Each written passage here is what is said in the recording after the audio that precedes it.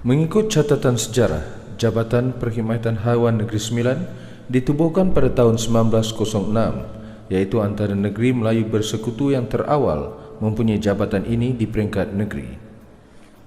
Selepas 1 abad, jabatan ini terus diberi amanah untuk memajukan bidang ternakan bagi memenuhi keperluan negara. Antara tanggungjawab utama jabatan ialah mengawal selia pengeluaran, hasil dan makanan ternakan, mengawal, mencegah dan menghapuskan penyakit haiwan serta mengendalikan latihan untuk kemajuan bidang ternakan. Di bawah tanggungjawab jabatan inilah kini bidang ternakan akan menjadi satu industri yang bukan sahaja memberi manfaat kepada pengusahanya tetapi juga memberi faedah langsung kepada rakyat negara ini. Menyadari hakikat inilah, setiap peringkat kaki tangan sentiasa penuh sedar melaksanakan amanah besar yang diberi.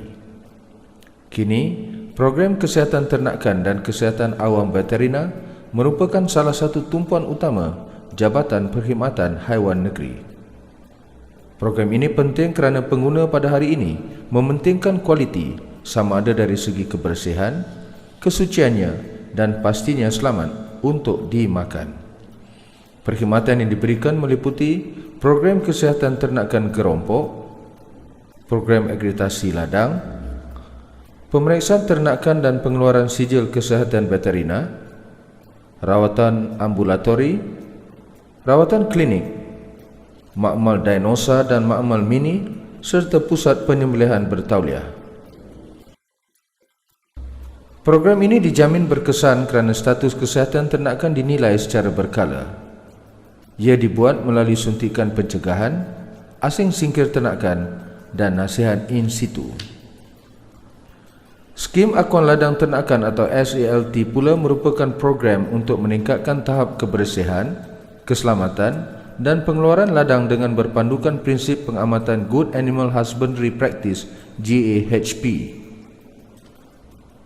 Antara perkara yang terkandung dalam GAHP ialah program kepastian kualiti, Quality Assurance Program yang meliputi aspek pengeluaran ternakan hidup seperti lembu pedaging, lembu tenusu, ayam pedaging, ayam penelur, kambing, bebiri dan ternakan lain.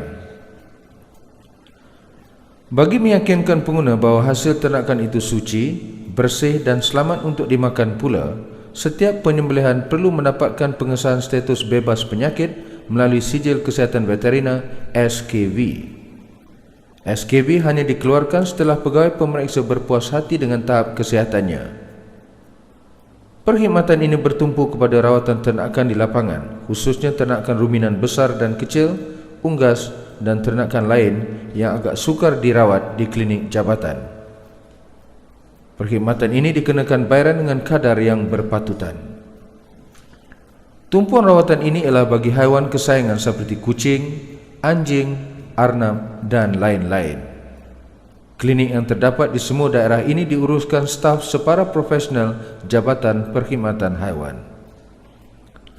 Makmal ini menjalankan perkhidmatan pengujian dan pengesanan penyakit sama ada yang bersifat zoonotik ataupun penyakit bercirikan ekonomik. Bahagian penguatkuasa bertanggungjawab menguatkuasakan undang-undang dan peraturan yang berkaitan ternakan seperti yang termaktub di dalam Ordinan Haiwan 1953, Akta Veterina dan Enactment Kerajaan Negeri yang berkaitan. Ini bertujuan bagi memastikan industri ternakan dapat berkembang dan mapan. Berdasarkan pertambahan penduduk pada tahap 2.5% setahun, dijangkakan permintaan terhadap komoditi ternakan akan meningkat dari 10 hingga 25% menjelang 2010. Berasaskan unjuran ini, pembangunan industri ternakan dijangka lebih pesat dalam tempoh rancangan Malaysia ke-9.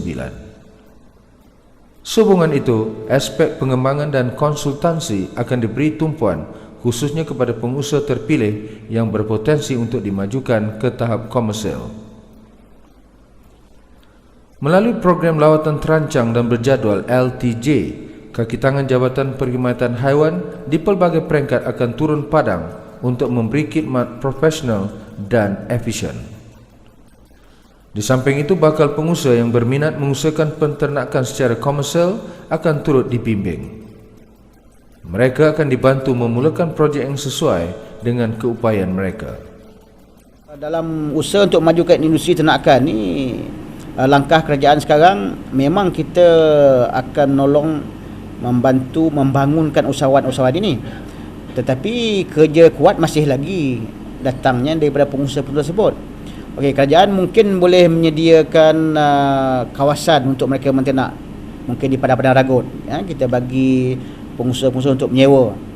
Okey, dan kerajaan jabatan juga boleh menolong atau membantu pengusaha-pengusaha mendapatkan bakal-bakal ternakan yang baik. Kita memang nampak pengusaha-pengusaha kita dah mula berubah ke arah untuk menghasilkan produk yang lebih bersih, lebih bermutu tinggi lagi untuk dipasarkan. Sesungguhnya, peranan Jabatan Perkhidmatan Haiwan Negeri Sembilan melalui aktiviti-aktivitinya menjadi pemangkin kepada pertumbuhan industri ternakan dan industri hiliran berasaskan ternakan.